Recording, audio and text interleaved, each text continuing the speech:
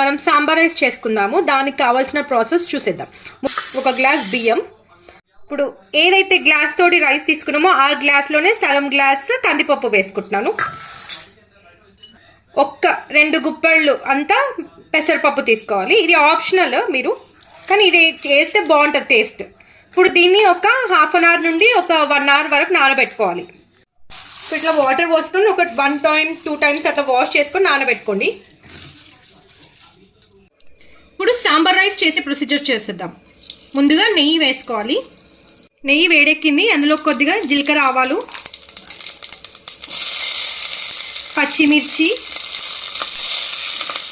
ఉల్లిపాయలు, కూరగాయలు అన్నీ వేసేసుకుందాము.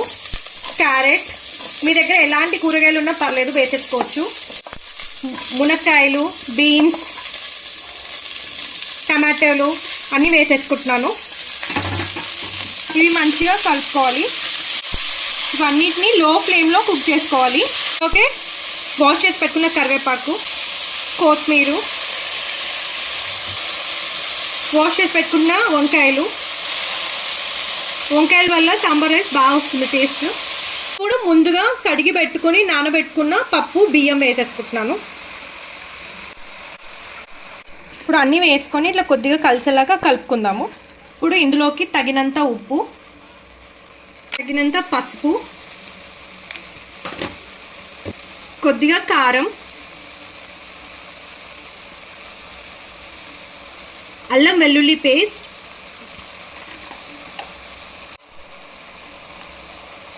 ఇందులోకి మెయిన్ ఇంగ్రీడియంట్ వచ్చేసి సాంబార్ పౌడర్. ఇది ఒక 1.5 స్పూన్ వేసుకోవాలి.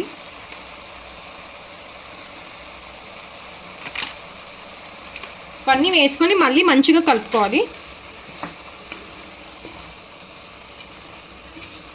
ఇప్పుడు ఇందులోకి మనం ఒక 6 గ్లాసెస్ ఆఫ్ వాటర్ తీసుకుంటున్నాను. టోటల్ 8 గ్లాసెస్ ఆఫ్ వాటర్ పోసుకున్నాను, ఎందుకంటే వెజిటేబుల్స్ కూడా ఉడకాలి కాబట్టి.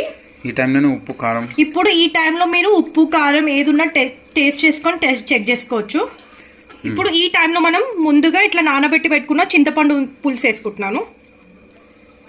మీకు పులుపు తగ్గట్టు వేసుకోండి. అన్నీ సెట్ అయిపోయింది. కారం ఉప్పు ఏం తక్కువ చెక్ చేసుకొని వేసేసుకున్నాను. ఇప్పుడు దీన్ని ఒక 10 మినిట్స్ హై ఫ్లేమ్ మరియు 10 మినిట్స్ లో ఫ్లేమ్లో కుక్ చేసుకోండి. ఈ సాంబార్ రైస్ అనేది మెత్తగా ఉంటేనే బాగుంటుంది టేస్ట్. కుక్కర్లో పెడితే మాత్రం ఒక 4 to 5 విజిల్స్ పెడితే సరిపోతుంది.